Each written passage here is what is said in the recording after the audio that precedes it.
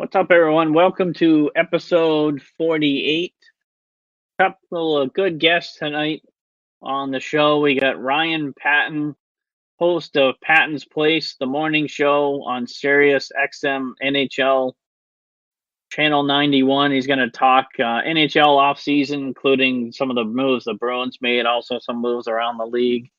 Talk on the Tavares situation, how he all saw it go down, that type of thing.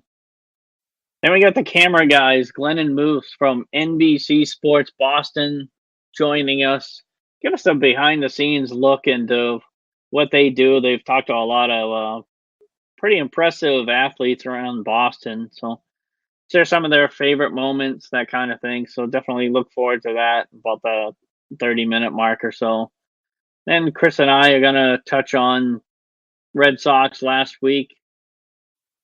Impact Thornburg could have on the bullpen. Touch on the Patriots, how are they going to adapt with Edelman still being suspended. Then we'll wrap up the episode. So here we go. Now we got Ryan joining us. What's up, Ryan? How's it going, man? Doing well. How are you guys?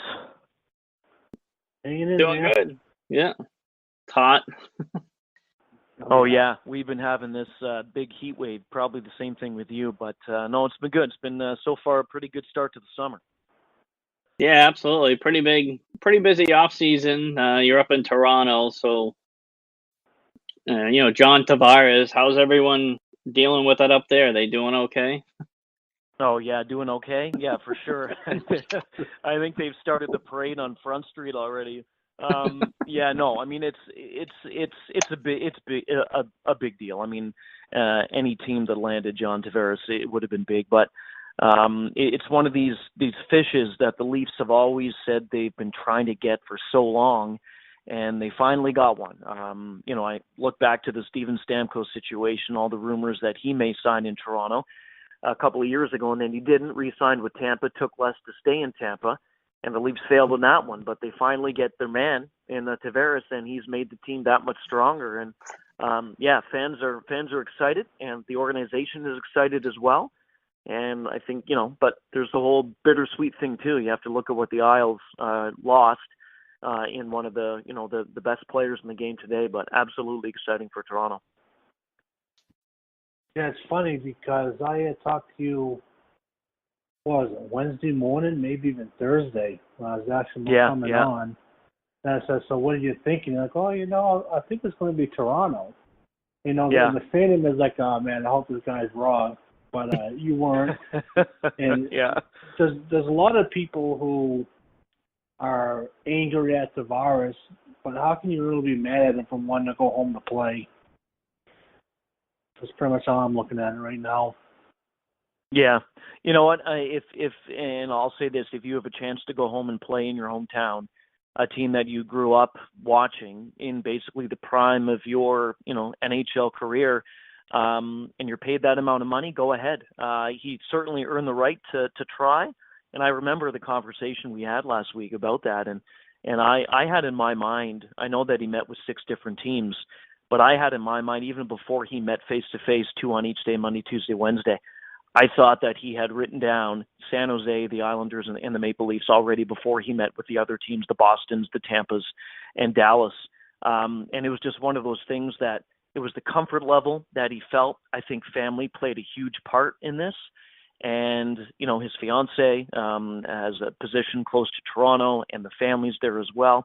And he tweeted out that picture, guys. You've probably seen it, the one where he, slept in those Toronto Maple Leaf bed sheets. So it's him coming home, and I know a lot of Islanders fans certainly not happy about it, and they have a right to be because, the team's certainly taken a couple of steps back now. But good for John. He had the right to do it, and he chose Toronto to come back home.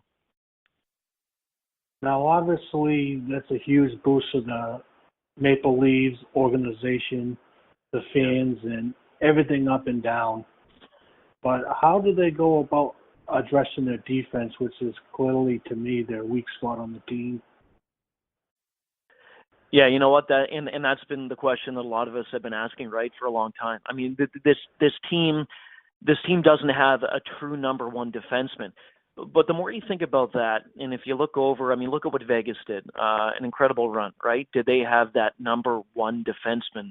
Do they have, a PK Subban, or did they have an Erik Karlsson, a Drew Doughty, Brent Burns? No, they didn't. It was kind of, defenseman by committee.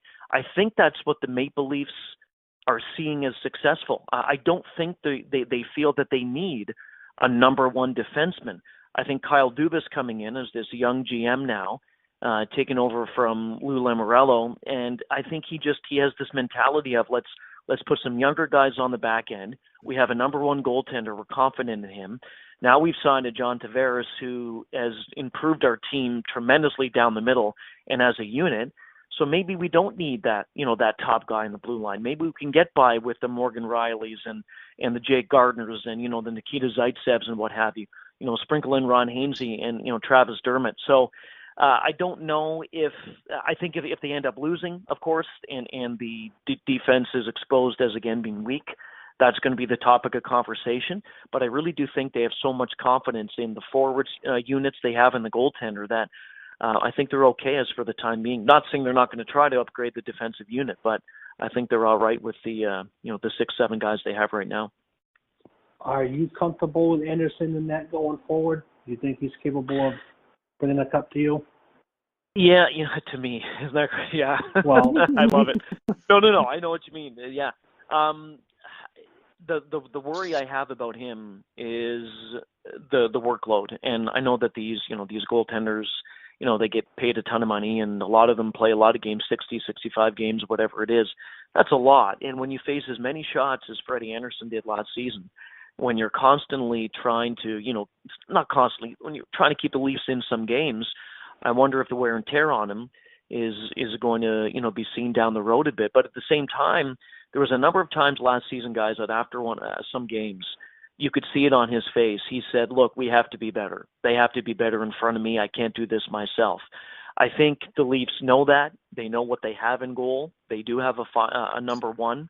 And if they're willing to try to make some moves on the back end, that's fine. But I think the structure, at least for the time being, is essential to the Leafs' success. And I do think that Freddie Anderson is that goaltender that can, bring the Leafs to Stanley Cup, hopefully.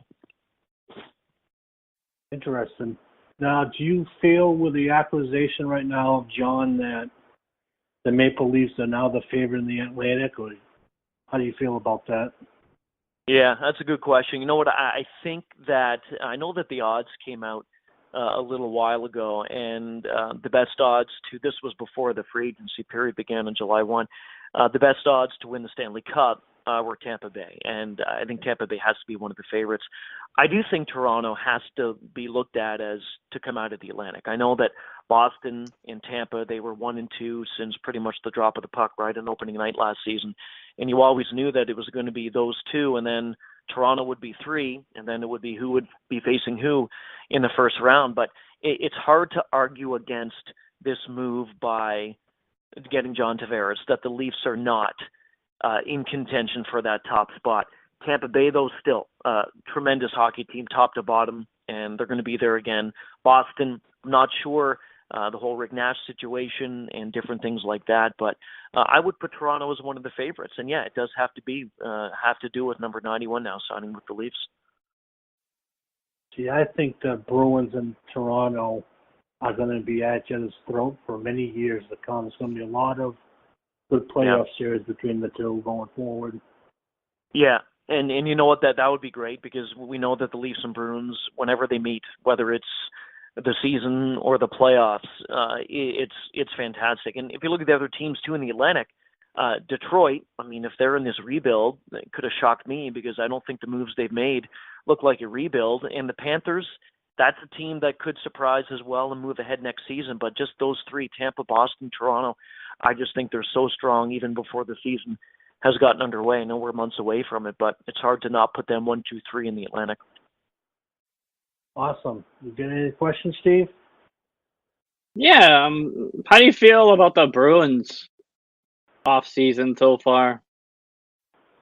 Yeah, I'm not surprised about what the team has done or even what they haven't done. The thing that I was, last season for me, I'm not going to say they surprised, but this team went on a huge run, right? I think it was from December, January, whatever it was. They were one of the best in the game. And they still are to me. I think that on the back end, I mean, Chara's coming back. You kind of knew that was going to happen. He's 41. He plays like he's 25, 26. I mean, it's amazing what he does to keep himself in shape. Torrey Krug on the back end and Charlie McAvoy. I mean, the sky's the limit for both these guys. And Tuukka Rask in goal. They brought Halak in to try to spell Rask a bit as that top goaltender in Boston. And then they have on the top side, the Bergerons and David Pastrnak. They're both in their 30s. Pastrnak in the 20s, 22. Brad Marchand, again, signed for a number of seasons, but a Hart Trophy candidate. So I think they like what they had. I think they like what they have now going forward as well. And that's the thing. When you're a team in the NHL and you see all these other clubs making big moves, you have to look at what you have. And do we have enough to get back to that point? I think Boston does. Well, they have to make the decision, or Rick Nash does, as to what he's going to do with his future. But I like Boston's makeup. And again, back to what we talked about, the Atlantic. It's hard to bet against those three teams, Tampa, Toronto, Boston, being there again 1, 2, 3 next year. Sweet. So I want to play a little game around the wheel, so to speak.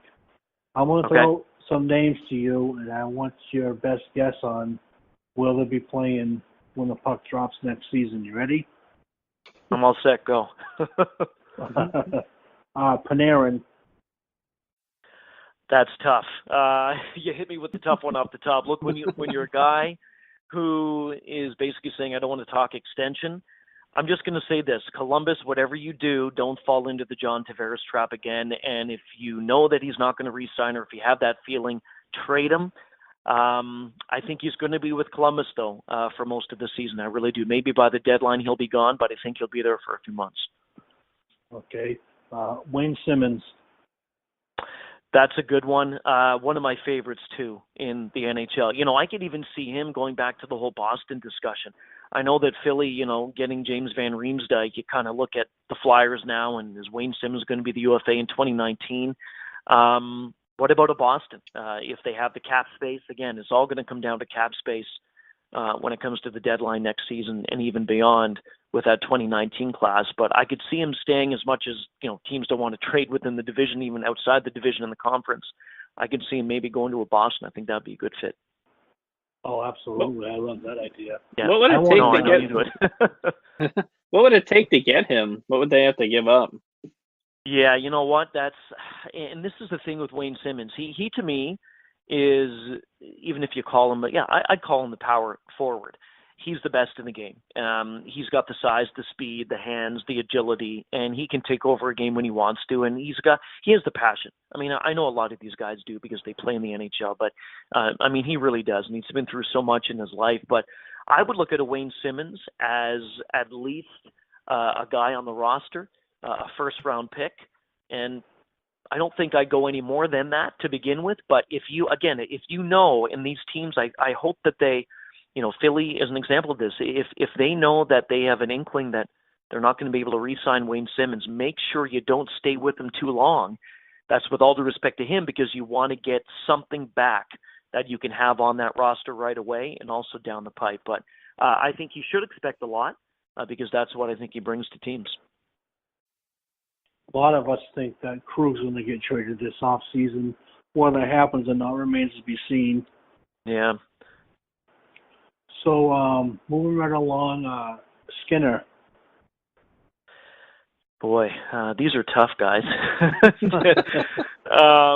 Jeff Skinner, he's to me, it's amazing that he's still on the Carolina Hurricanes, and you listen to what Rod Brindamore said the other week about Jeff Skinner, and he's still young, and he's still he still is so productive, but he's just not on this team that I'm not going to say they're not going in the right direction, but I think he just offers so much more to a club that's already in that direction. But he could be great with anybody. I mean, if you're looking for somebody who can score you goals and who can put some pucks on the power play as well, I think any team would like him. But I don't know if Carolina is going to do kind of a trade within the division or something like that. But that's a tough one. A lot of teams have been, asking about him. They've been focusing on him. Don Waddell, it's no secret that he's shopping him, because again, it goes back to this John Tavares thing. You want to try to get as much back for a guy if you know that they're not going to re-sign. So he's a pure scorer. He can get 30, maybe 40. If he's on a better team than Carolina, probably 40, maybe. But it's going to be tough because he certainly is an asset that the Canes want a lot back. He's only 26 as well. Let's not forget that. I sometimes think he's about 30 because he's been in the league for so long. But yeah, these are tough ones. If I had the crystal ball, if I could predict correctly, then maybe I'd be the GM right now in the NHL. Right. Well, my final guy is Erik Karlsson. It's first of all, what a disaster, right? In Ottawa. Yeah. I hate saying that about I hate saying that about teams, and I know it's tough. I know the NHL is a tough league. It's a game, but it's a business. Erik Karlsson, when healthy, is one of, if not the best defensemen in the NHL. I don't think that he's going to re-sign. I said this last summer as well. I said that John Tavares would not re-sign with the Isles. And I said Drew Doughty would re-sign with the Kings, so I'm 2 for 2. And I don't think Karlsson, even before this Mike Hoffman nonsense that happened, and he was dealt, I still don't think he's going to come back to Ottawa. But, there's rumors floating around that he's interested in Nashville. Pierre Dorian said that Eric's been, other teams are now, being able to talk to him about possible deals. Vegas, I think, is a great fit. It's a great destination. They've got a ton of cap space. So if you want, if you look right now, I would say that I could see Erik Karlsson in Vegas on a long-term deal out of all the 31 teams now in the NHL. He would be my top pick right now. Well, very informative. That's all I got. You all set, Steve? You got anything else? Yeah, I heard that Ottawa offered him 8 years and $80 million. Is that have you heard the same thing? Yeah, I did, and I also think, goes back to the Drew Doughty, contract as well. So, he obviously wants the Doughty money, maybe even a bit more, but on par with him. I think, to be honest, guys, why Ottawa did that was just to look good. I think that and again, that's with all due respect to them. I think that they knew they had to do something. They had to get something out in the media that was positive. And even if he doesn't re-sign, the fact is that Ottawa fans will say, you know what, we tried. Yes, Pierre Dorian said, here's a contract. We're going to offer you a deal. It's up to you to take it or not. So I think that's why they did that. I do believe that they, I'm going to say 75% know that he is not coming back. And then that's why shortly after that, the GM came out and said, yeah, other teams have permission now to talk with Karlsson, what have you. So that's the number that I heard as well. And that's on part of what he deserves. Him and Drew Doughty pretty much, point for point kind of thing with the talent level of those two defensemen.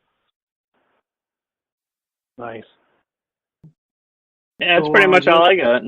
Right. So where can everyone find you on social media? Twitter handle at Ryan Paton 75 at Sirius XM NHL. Follow us on that. And again, I'm on pretty much every day in the morning. And just do kind of some odds and ends throughout the station as well. So, but at Ryan Payne 75 is my Twitter handle. Great. Thanks for joining us. Have a good night. Yeah, thanks again. Thanks. Man. Appreciate it, guys. Have a good one. No problem. You too. Anytime. Thanks. Thanks. Wow, good stuff. I like him. Simmons, can you imagine that? He's kind of a perfect Bruin. Right, yeah, he is. All right, you want to take a break? Yeah, it's good. Let's take a quick break, and then we'll be back with the camera guys from NBC Sports Boston. Stay tuned. I'm Steve. And I'm Chris, a.k.a. The Hood. Join us every Wednesday at 11 a.m. where we break down the week in Boston sports. You never know what we'll come up with or who we'll have on for a guest. So be sure to check us out on 12 Ounce Sports, iTunes, and wherever podcasts are available. Check out our website, www.diehardbostonsportsfans.com. See you on the show. We're out. We are back. Now we got Glenn and Moose, the camera guys from NBC Sports Boston. How's it going, fellas? Going really good, fellas. How are you? Hey, guys. Hanging in doing there. good. Yeah, doing good, except for the heat. Yeah, brutal. Yeah. It's not easy for the big guys of the world. Right. Oh, you ain't kidding. I'm one of them myself, so don't feel bad. With a beard, too, to boot, so I'm right there with you guys. Right on. That's what you got to have. Right. So, yeah, you guys have been doing this for a couple months. Like, how did you guys, come up with this idea to do this? Strangely enough, we've always just kind of said that would be something really funny to do. A guy that worked at our place by the name of Torrey Champagne actually pitched us last summer. He's since moved on. He's doing a lot more music stuff, and he's an extremely talented and creative guy. And he said, I got to put mics on you guys and just have you guys tell stories.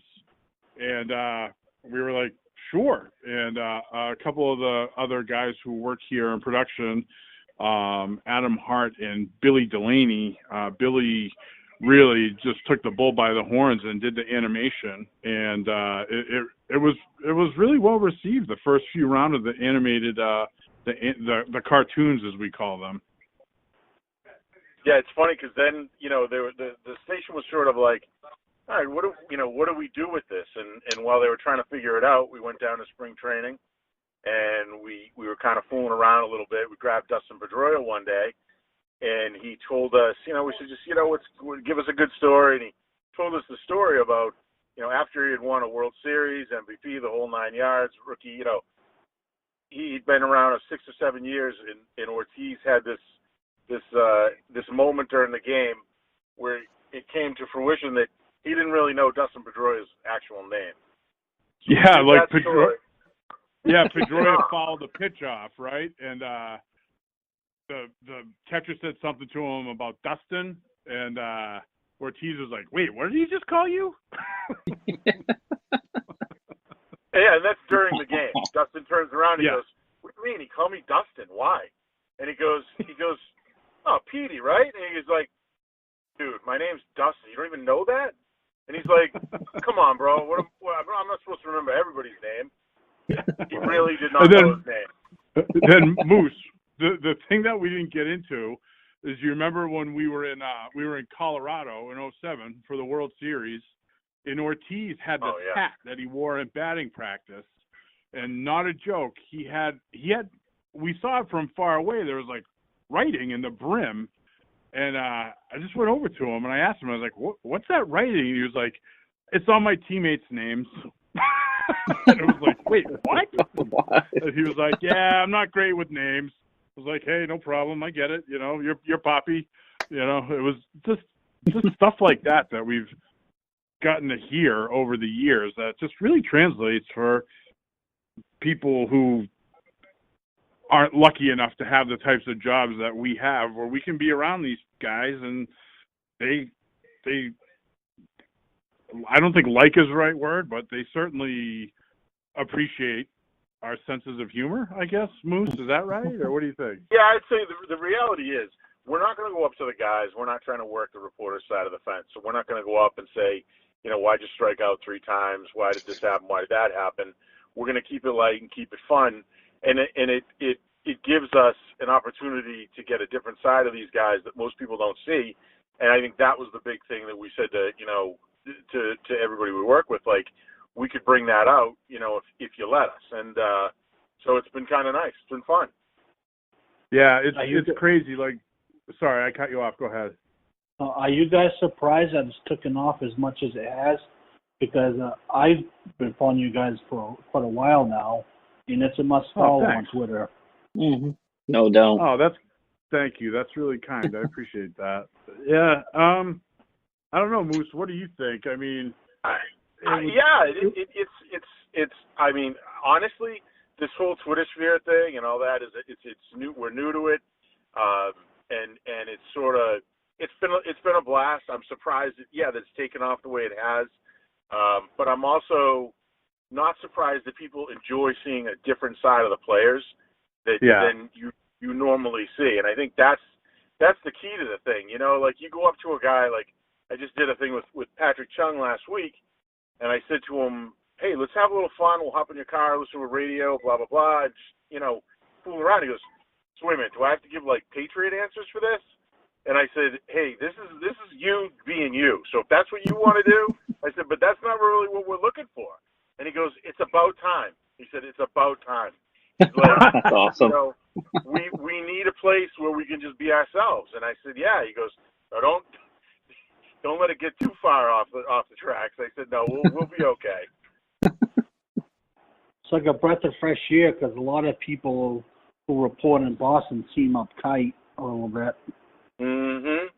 Yeah, and trust me, the guys see that too, don't you think, Glenn? I mean, that's part of the deal is that, you know, if everybody comes up to you with a hammer and then somebody comes up with a cookie, you know, you're gonna smile and go, oh, okay, this is kind of cool, right? Yeah, for sure. And you know, it's like the stuff we do is like a palate cleanser. And listen, the people that we have that do the news stuff, they're all awesome. I mean, it's Giardi, Curran, Perry, Sherrod, Evan, you know, I mean, Joe Hags, like those guys all do such an awesome job with the news aspects of it. And they ask the questions that, you know, people want answers to. But like the other cool thing about it is they've all been really cool and supportive, and they haven't really gotten territorial about it. They're like, go do your thing and have fun, because we're not trying to take bread off anyone's plate. Like, we're just trying to do our thing and try to make people laugh and have a good time, you know? That's awesome. Yeah, go ahead. I saw one tweet you guys had where you had a picture of Neely and Haggerty on the phones. Oh, yeah. Yeah.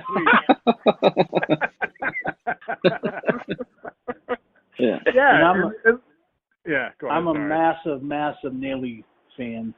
Yeah. Oh, massive. Glenn. Yeah. That's our wheelhouse. That's Glenn's. Yeah. Get in line. Exactly. He's like the dream, like, sports guest from an athlete perspective. You know what's funny is we you know, you see him around the rink, right? And you're like, oh my God, we want to do something with Neely, and every time you see him, you're like, if I say something to him, you feel like he's going to pull the shirt over your head and start up. Yeah.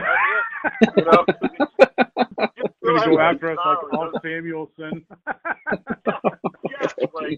You're like, okay, I don't really want to piss this guy off. I think I'm just going to, you know, we'll get him another time. Yep, next time we'll get him. Yep, plenty of time.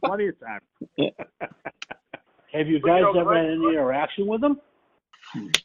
Oh yeah, I mean, it's not like, hey buddy, but it's like, hey Cam, how you doing? And like one time during the playoffs this past season, like I kind of was a little bit spread out on a dining room table, and there was no room, so he came to sit down. And I said, listen, I'm going to make room. I'm not looking for any trouble from you. I know what would end up if I started anything with you. And like we both just started laughing about it. He's like, don't worry about it. I'm like, no, I got it. Don't worry.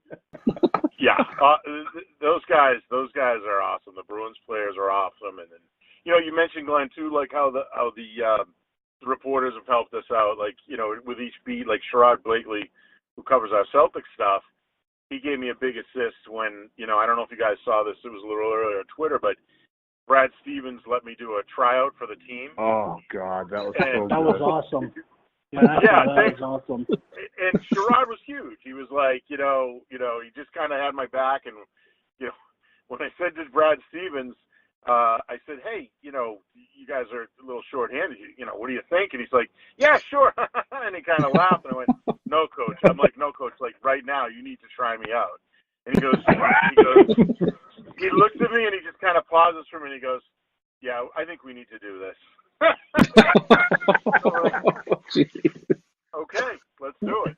But it was awesome. I mean, didn't you guys think that was great? Like, I don't know Brad Stevens that well compared to some of the other sports. And so, like, I always had this dry sort of, you know, vision of him. And then we do this thing, and like, he's cracking jokes left and right. It was great to see that. Yeah, he seems kind of like nonchalant a little bit, kind of easygoing. Yes. He's got that dry sense. Wicked humble guy. And I don't know him that well either, but he's sneaky funny, you know, for sure.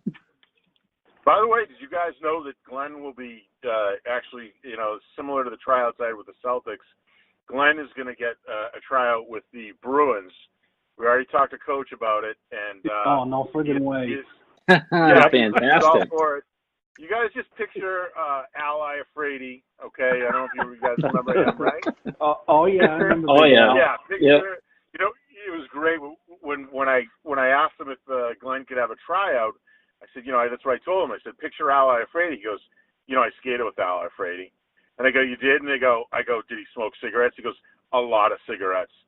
he said the first time he got up on a bus back in the old days in the minor leagues, got in the bus, he said the whole back of the bus was just filled with cigarette smoke because all the guys were just we're burning butts.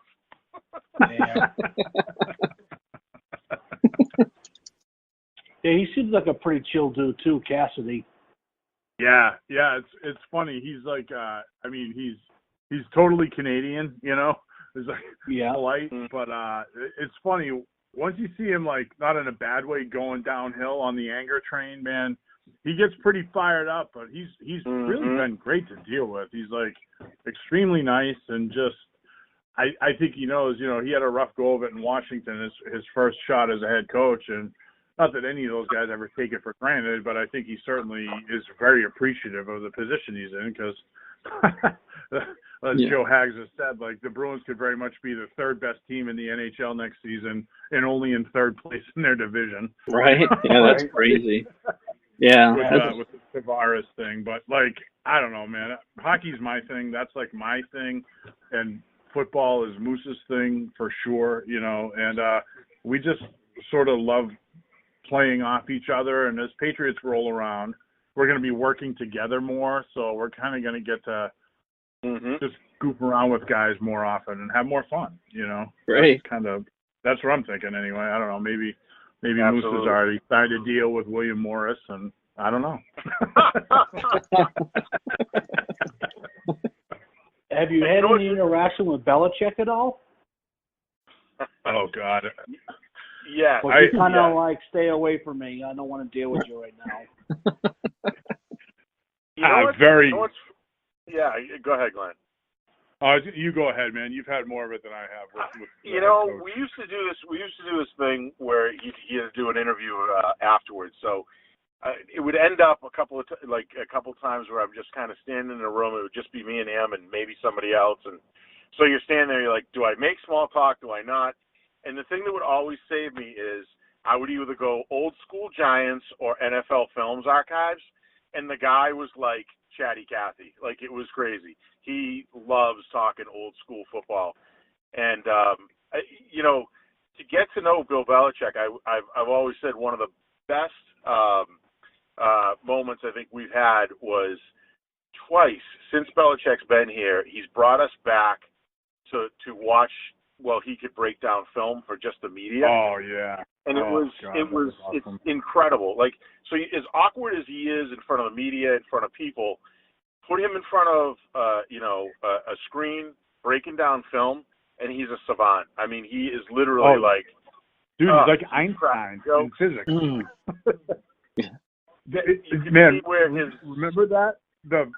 Sorry, man, I'm stepping on your toes. No, but the thing I remember the most about that was he was diagramming this play, and it was the Giants against the 49ers in one of the NFC Championship games, and he was talking about Montana, and he loves Montana, and he said, and he broke it down. He's like, Lawrence was here, and Pepper was here, and I mean, we defended this play perfectly, and the son of a bitch still hit us on it. And, like, he had this, like, unbelievable memory about it. And, like, you could tell he was still a little bit mad because it was defended perfectly, but Montana made the perfect pass. And I just thought it was a wild look into what makes him tick. And it was really cool that we got to do that, I think.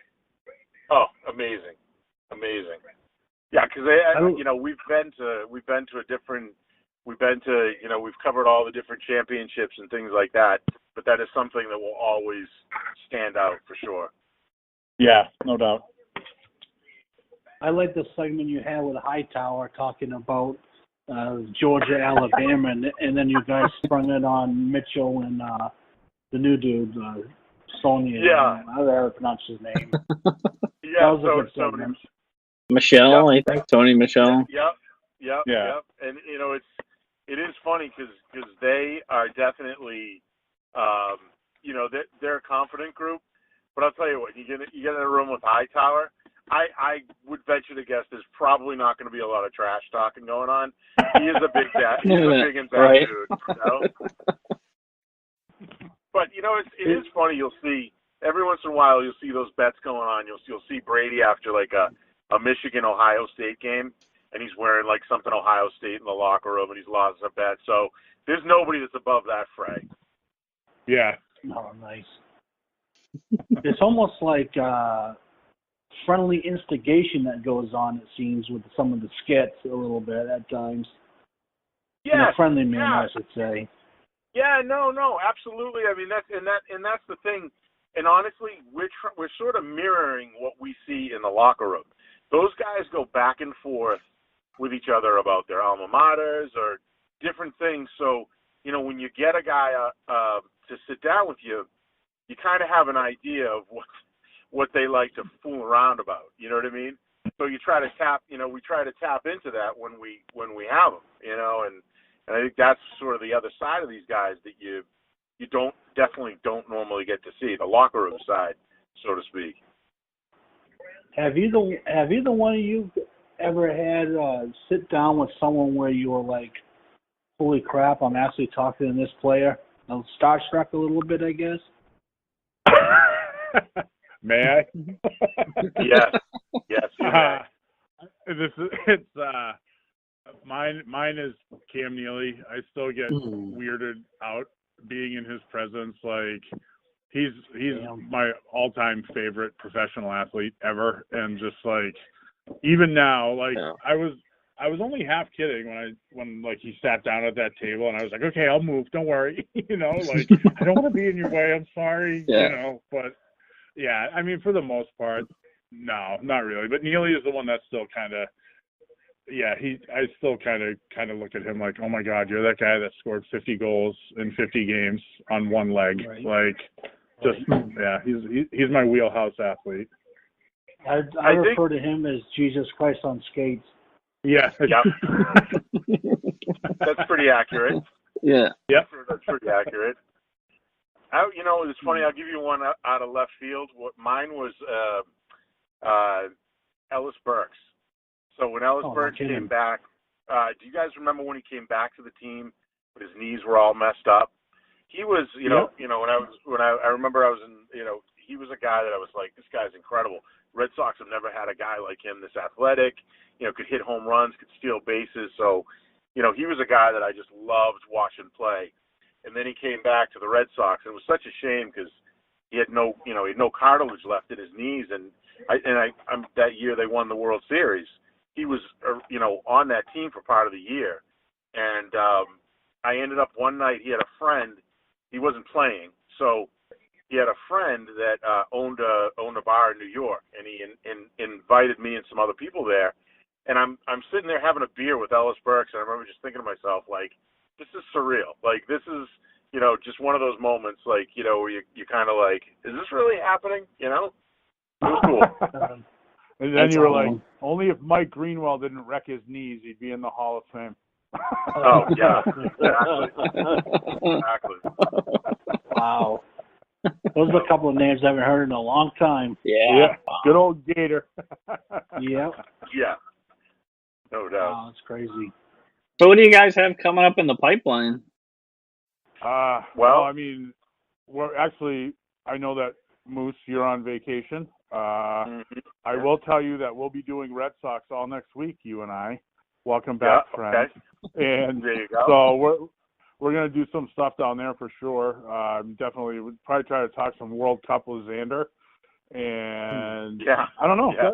I have something up my sleeves that I'm kind of percolating on that I need to talk to Bill about a little bit. But yeah, I'll tell you one that Glenn, I'm gonna probably I'll put on this week just because I had saved it for while I was on vacation. But that Patrick Young one. I think you guys are I think people will get a kick out of it because you've probably never seen this side of Patrick Chung. And I mean, Glenn is Patrick Chung is an interesting character, right? I'm not kidding you. Like we shoot these games, you see these guys pound for pound. I told him this, like he is definitely one of the toughest guys I've ever seen play football.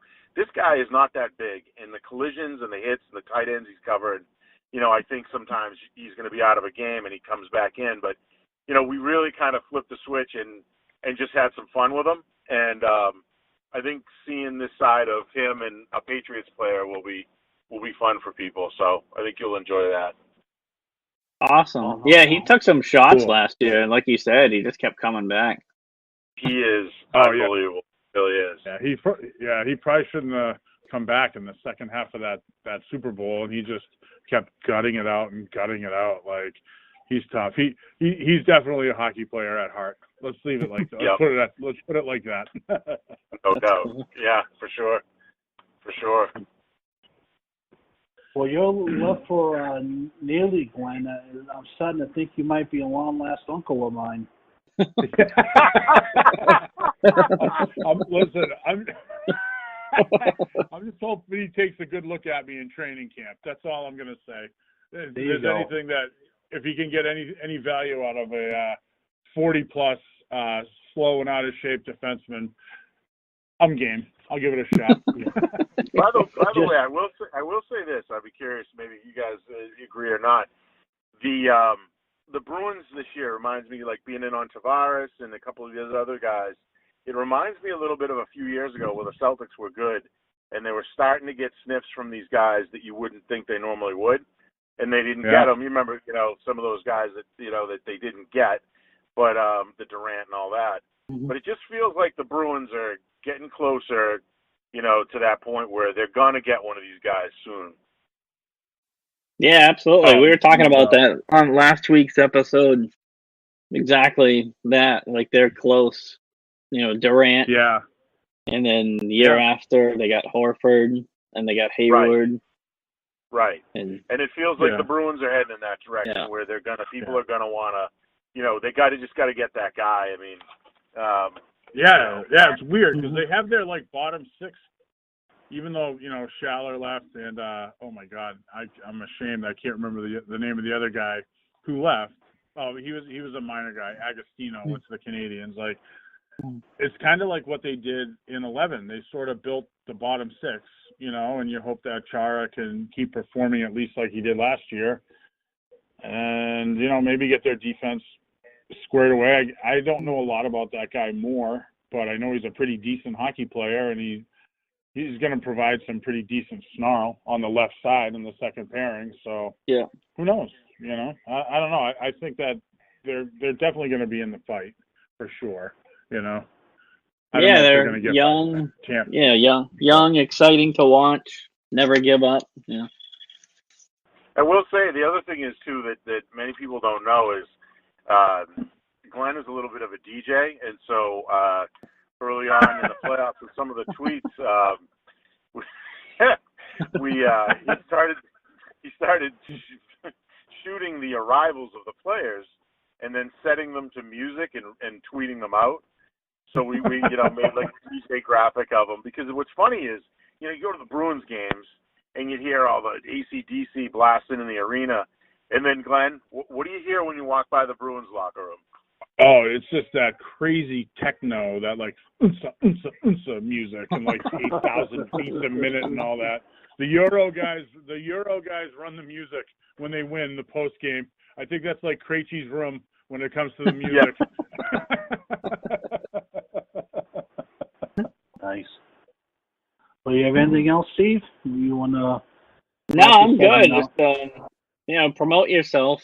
Where can everyone find you on social media? That kind of stuff. Yeah, I mean, it's just it's a little bit of a mouthful, but it's at capital NBCS, then capital C Camera Guys. So it's at NBCS Camera Guys, everything before camera guys is capitalized. How's that? That works. And something I think we're going to try to start doing a little bit too is we want to throw it out so people can start putting in their own questions for these guys, and we'll start asking some players, like non-sport related questions, like, maybe you want to take a lady out on a first date. Maybe we should go ask Mookie Betts what he would do on his first date, right? So, we're going to start. We have a couple of things like that we're going to start doing too. So make it a little more interactive. Yeah, for sure. It's genius. It's really. been it's a blast. That's great. It's just been so much fun, And Bill and I they've given us the ball, and so far we haven't fumbled it. So we're going to keep running until they tell us we can't run anymore. Good stuff. Yeah, I mean, watching you guys, you can tell you guys really love it. So. Oh, thank you. Well, that's cool. Hey guys, we really appreciate it. Yeah. And, it's awesome, and we love the back and forth with you guys on the Twitter. Absolutely. I know you guys have been great to us, and we really appreciate all the people, especially you guys, who have helped us. I mean, listen, don't get me wrong. It's not like, we're this massive thing. Well, we are like massive people, but we're we're just really psyched that people have responded really well, and we just kind of appreciate everyone who has been really cool to us, Absolutely. I'm gonna go try to take a picture with a moose. Okay. Cool. There you Awesome. go. Yeah, have a good night, guys. Thanks again. All right, guys. Appreciate Thank you so much. You're No welcome. problem. Take Have it a good easy. All right. Okay, bye-bye. Take care. Bye-bye. That was awesome. That was quite a segment, huh? Oh, absolutely. Good guys. Yeah, like I was saying, you can tell that they really love what they do, so can't beat that. No, but I mean, they get to do stuff together. They've been friends for many years, and that's pretty decent. They can meet all these players and coaches and pretty much get free rein of what they're doing. And they do really good stuff. Their videos are fantastic. Absolutely. Some of them are funny as hell. So, Yeah. I can't wait for that Patrick Chung one. Yeah, definitely. Yeah. Definitely. So you want to jump into the Patriots a little bit? Yeah, we can break down what happened while we're on air. Yep. As you were saying, Edelman suspension upheld. He's going to miss the first 4 games of the season. How do they adapt without him? Guess is the big question. Well, they're going to find a way. That's just what they do. Yeah. Expect the running backs are going to be really involved. Someone like Jordan Matthews is going to have to step up his game, but I think he's going to be real good for him anyways this season. The Patriots always adapt. They're always a chameleon from week to week anyway, so they'll get through it. Yeah, absolutely. Yep. Healthy Gronk's important. Oh, yeah. He said, I think the other day, he said he's in the best shape he's ever been in, so he looks like a freaking bodybuilder. It's ridiculous. Yeah, he's a big dude. Yeah, I can't wait. Yeah. I mean, I guess my question to you would be, what you think would be more damaging for the Patriots in 4 weeks, Edelman or Gronk? Oh, you mean who, like, they didn't have? Yeah, like who do you think would be a bigger blow to the team for 4 weeks, Edelman or Gronkowski being out?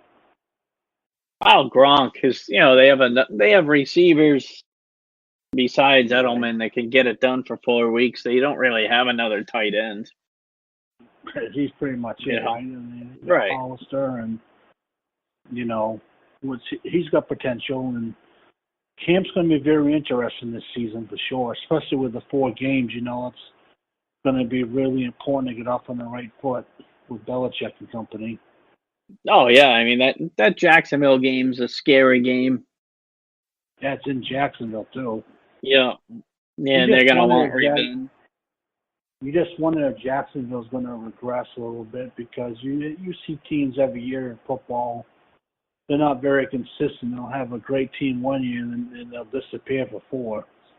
Yeah, that's a good point. Like guess we don't know, how much the loss to the Patriots is going to affect them. Right. I mean, let's face it, with 8 minutes left, they had that game in the bag.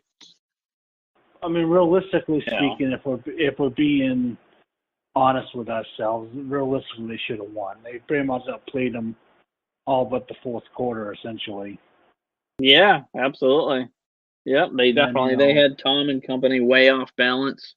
I mean, you don't see that much at all, but no, Brady does his thing, and the Jaguars are right there. That was a pretty damn scary time. Yeah. Yeah, I don't know. Jacksonville, perfect game plan on offense until the fourth. Yep. Well, that's all you have to do. You have to keep them off the field. Yeah. Brady and company. Yeah, definitely. But the first 4 games is pretty interesting. It's kind of one of the toughest stretches of the season, isn't it? Oh, yeah, easy. Yeah, it's probably their toughest 4 games of the year. I mean, Green Bay's later in the year. Who knows how they're going to be doing by the time they play the Pats. Detroit's an interesting game just because of, Patricia. Right. What I've never understood is why do they have the suspension in the first 4 games of the month? If you really want to hit a team, you hit them at the end of the month, end of the season rather, where you're really jockeying for position sometimes. I mean, every week is important, but as you get further on, the games get magnified a lot more. Oh, absolutely. Let's not give Goodell any good ideas, though. Yeah, I doubt he's listening to us, so I won't worry about it. Hey, you never know. I'm pretty confident he's not, so if he was, then damn, but I don't think he is. I mean, is anyone really surprised that it's 4 games?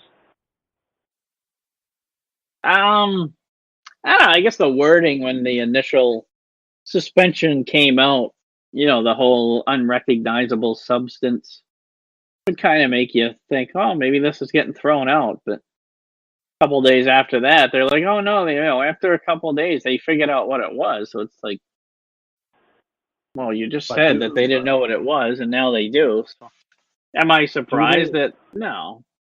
But do they, though? Because I haven't heard what it is yet. Have you? No. I mean, a lot of times you don't hear what it is unless the player comes out and says it. I don't think Edelman's probably not surprised by the ruling, honestly.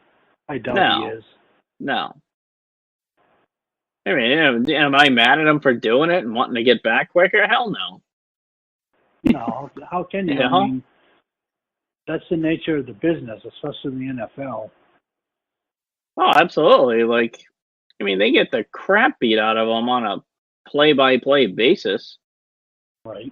They should be taking something. Yeah, exactly. Just to survive the freaking season. Brutal. Yeah. Yeah, it's crazy. And then some fans are, I can't believe he took something. It's like, really? He's 32, right? Coming off a major knee injury. Potentially worried about his job because he's on the Patriots. And we all know how that kind of happens. Like, Bill gets rid of you a year too early rather than a year too late. So that could have been going through his head. Who knows? Wants to get back so he can play with Brady, etc. Because he knows they have another good shot to make it to the Super Bowl. Yeah. I don't blame it at all. Whatever. It's his body. Do what you want. Exactly. It's not like he's taking steroids or anything. Yeah. The whole high horse nonsense. I wouldn't do that. Yeah, right. Exactly. You're sitting on your couch. Yeah, exactly. Well, for a fact, one thing is had Robert Williams been a Patriot, he'd already been released already. Oh, God, yeah. Yeah. Yeah, that first thing he missed the phone conference. He misses that, like you said. He would have been gone. There wouldn't have been a second opportunity with him. And then he missed his flight or something like that. Yeah, Belichick would go crazy. Oh, yeah, Jesus. It'd be basically, don't even bother showing up. You're all right. Yep. good luck in your future endeavors type of thing. Well, I think overall the Patriots they'll be okay, I believe. Yeah, like you said, they got enough weapons. They got enough offense. I'm really curious to see how the defense performs. With Hightower back, the guys they added on defense, McCourty, he's a decent cornerback. How are they going to do without Butler? That kind of stuff. Right. Exactly. Well, there's new pieces every year. Flores, how's the defense? Yeah, how's the defense going to change with Flores in charge? Hopefully they're more aggressive, that kind of stuff, not sitting back. Exactly. I mean, that's what I want to see. We'll have plenty of time to break them down in the next episode. Yeah, absolutely. So, we got pretty much for the Patriots. Jump into the Sox? Sure. Cool. Yeah, so Yankees series didn't really go how both of us planned, really. I mean, it was 3 blowouts. Erod got shelled pretty good on Friday night. Chris Sale on Saturday looked like the best pitcher in the league. Yep. And then David Price crapped his pants on Sunday. I don't know. It's a situation where I don't think either team's, like I said many times, is going to pull away from each other. Right. No way. No, I think, each team has enough holes. And I think in a best-of-7 series, it's a coin flip. Yeah. Yep. If they make it that far, obviously the trade deadline's coming up, so both of them are probably going to make moves. You would think. The Yankees got money to spend, and they have a better farm system, so they can technically outbid the Sox if they really want to. Oh, yeah. Yeah, their farm system's loaded. Where ours isn't as much anymore. It's no. Not like the Bruins one. No, I mean, Dombrowski's used a lot of them to get, Sale, etc. A lot of the trades that he used his prospects on haven't worked out, aside from Sale. Right, yeah, I know Carson Smith's been a bust. Yeah, we haven't seen what Thornburg can do yet. He's been in the minors since he's been here. Yeah, he should be up soon, they keep saying. Well, they've been saying that for... Yeah, right, every couple of weeks. Beginning of the season, he's supposed to be up, and he's still not up. And then we got the situation with Pedroia now, which I think he's all done for the season. Oh, yeah. Yeah, because he went back to the doctor who did this procedure and haven't heard anything since, really. No, and they got this new Pierce guy to fill in, and they got, who's the other guy they just picked up? Is it Brandon Phillips? Yeah, they got him. Yeah. So you have to think internally they think something's really up with them. No, I'm sure they already know. They're just not really saying anything. Right. But overall, I mean, the Sox are still doing their thing. Yeah. Oh, absolutely. Yep, they could. Hopefully, if Thornburg can come back, that could be huge for the bullpen. He was kind of like their 8th inning guy before he got hurt. That was what he was slated to be, and he's been hurt ever since, like you said. Would you go for another pitcher in the rotation? Maybe not like a 1 or a 2, but something that like on the really back end, or you just kind of play it out until Wright gets back, because Pomeranz got shelled yesterday. Right. Oh my God! If he's getting shelled by minor leaguers, he's in trouble. Yeah, it was 4 home runs and 2 2/3 innings. Yeah, and he's like, no, he's like, I threw pretty good. Really? Well, I wonder sometimes with rehabs if they're not so much focused on the actual box score as they are how they feel throwing mechanically. Yeah, it's probably accurate, but seeing it as a fan, you're like, oh my god. Right. Here we go. No, I mean, we've talked about it. Pomerantz, I wanted him in the bullpen, but now Stephen Wright's hurt. So it's exactly. So what are you going to do? You have to get a spot start from someone, Johnson or whoever. Yeah, Johnson's pitching tonight. He's already done 5 2/3, couple runs. Could be a lot worse. Yeah, it's tough. Yeah, I mean, if they can go out and get it, like a number 3 or 4 pitcher, something like that, without giving up a ton, I'd go do it. Like Erod, how do you feel about him? I mean, he's kind of catch and go. Yeah, he's hot and cold. He's like a number 5, pretty much. Yeah, exactly. Well, I think the top ceiling for him is a 3. Yeah, I think that's pretty much where he's going to be at in his career. Yep, definitely. I don't that's suspect anything more, but he's going to stay healthy. Price, because you don't know what you're going to get out of him. Oh God, He pitches great for spurts, and then he goes south. There's something about Yankee Stadium and the Yankees that get to him. Yeah, pretty sure he's like 0-5 in Yankee Stadium as a Red Sox pitcher. Oh Jesus. Yeah, which I mean, if you can't do that, it's like, what's the use? Right. Not very good. No. But they've got holes. I mean, they need to tinker a little bit and get things under control. Yep. Yeah, they have to do something. I mean, they can't go 3 years in a row getting the same result. That's just crazy. If they won over 100 games and missed the playoffs, that'd be a travesty. Can you imagine that? My God. Even the Yankees, I know we all hate the Yankees, but even if the Yankees won 100 games and missed the postseason, that'd be criminal in itself, too. Oh, absolutely. Yeah, going out and getting Stanton and then missing the playoffs? Oh, they'd hear it. If they were in the AL Central right now, the Red Sox would be up by 19 games. Oh, Jesus. Wow. That's insanity. When you really think about it. Yeah. So do you want to get to the podcast questions? Yeah, sure. Cool. All right. One's from Rick Gilman. Do you think David Price realistically will opt out of his contract after this season? You want me to take that one? Yeah, go ahead.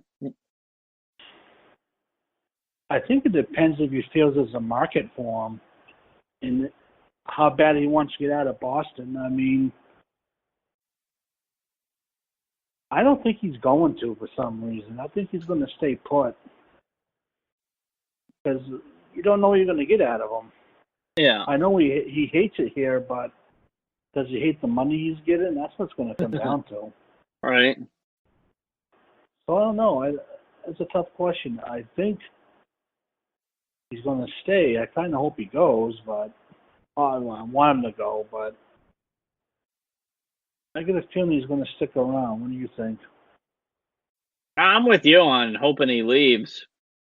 I hope he does enough to where he's attractive to some like small market team and he leaves. Right. It's going to be real difficult for him to opt out of that contract.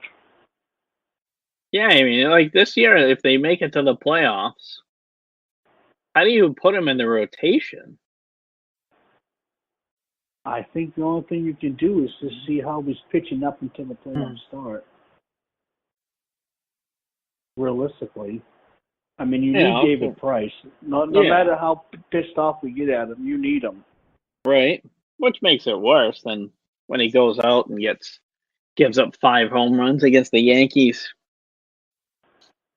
I just wonder if he did opt out, if the Red Sox would even bother trying to bring him back on anything. I don't think they would. Right. Yeah, no, I wouldn't think so. But who knows? It's a crazy, crazy world for that kind of stuff. He's got that ridiculous contract. So unless he's really, really beyond miserable, which we all think he is, I don't see him leaving that much money on the table. Right. Who knows? It's hard to say, but we'll find out. Right. Yeah, let's get to the year first. Hopefully, long postseason run. I mean, if the Red Sox make the postseason and he actually performs well in the postseason, that will go a long way for him leaving. Oh, absolutely. But if he goes out there and gets shelled, he's not going anywhere. Yeah. Yeah, it's a double-edged sword. Can't stand the guy, but you need him to do good. Who's to say that he actually hates Boston so much as far as the clubhouse people? It could be just the reporters he hates.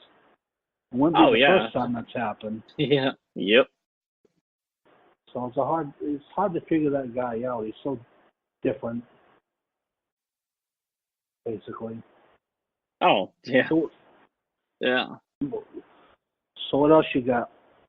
Another one from Rich. Is Dustin Pedroia done? We pretty much touched on it. Think he's done for the season, possibly career ender with the way that knee is. It wouldn't surprise me at all if he's done totally. Shitty way to go out. At some point, he's got to put his future ahead of his playing career, life after baseball. He's got to think about that at some point. Yeah, exactly. It's got to come into, his mind at some point. Yep, definitely. So yeah, I think he's done. What else we got? One from Donna was talking about the Jules suspension. Like any news, we touched on that already. Still suspended, 4 games. And she was also asking about Price, like how come he can't pitch against the big boys?